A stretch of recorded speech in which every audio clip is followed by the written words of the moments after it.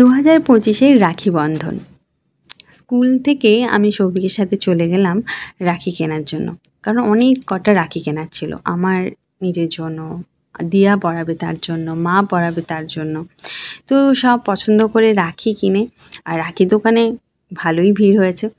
রাখি কিনে চলে গেলাম মিষ্টি কিনতে। তো বাঙালির মিষ্টি ছাড়া তো কোনো কিছুই হয় না, জানোই তোমরা। আর এদিকে ঘুগনি আর সিমই কিন্তু রেডি, আর মা বানাবে তালের লুচি। আমি রেডি হয়ে এলাম, আর দিয়াও একদম রেডি হয়ে গিয়েছে স্নান করে। সে তো কিছুতেই শুনলো না, আমরা বারণ করছিলাম সকালে স্নান করতে হবে না, বাট সে করে নিয়েছে। তারপরে চলে গিয়েছিলাম আমাদের বাড়ি, ওখানে আমার বাবাকে রাখি পরালো। তারপরে ওর বর দাদা মানে অর্পণ দাদাকে রাখি পরালো, আর আমিও আমার ভাই দাদা সবাইকে রাখি পরালাম।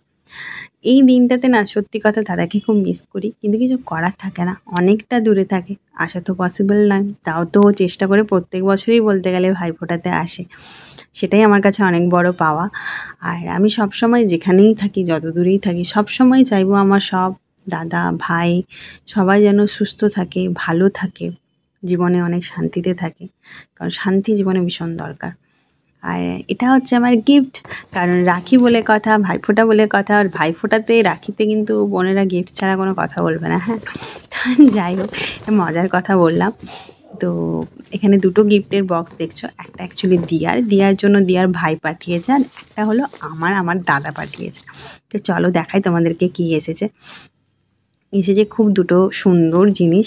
দিয়া তো প্রথমে ভেবেছিল শুধু মাম্মামেরই গিফট এসেছে, মনটা একটু খারাপ হয়ে গিয়েছিল, কিন্তু তারপর যখন ওকে নিয়ে গিয়ে দিলাম আমি ওর গিফটটা, সে তো একদম খুশি, মানে খুশিতে কী বলবে খুঁজে পাচ্ছে না, এরকম একটা ব্যাপার। তারপর ভীষণ পছন্দ হয়েছে তার গিফট, আর থ্যাংক ইউ বলেছে তার লেখরাজ ভাইকে। আর আমার গিফটটা চলো দেখাই, কারণ আমিও ভীষণ হ্যাপি, মেয়ে তো হ্যাপি, ঠিক আছে, মেয়ের মাও হ্যাপি। এই হলো আমার গিফট। এটা কিন্তু খুব সুন্দর একটা গিফট, সিম্পলের ওপরে দারুণ লাগবে যে কোনো ড্রেসের সাথে।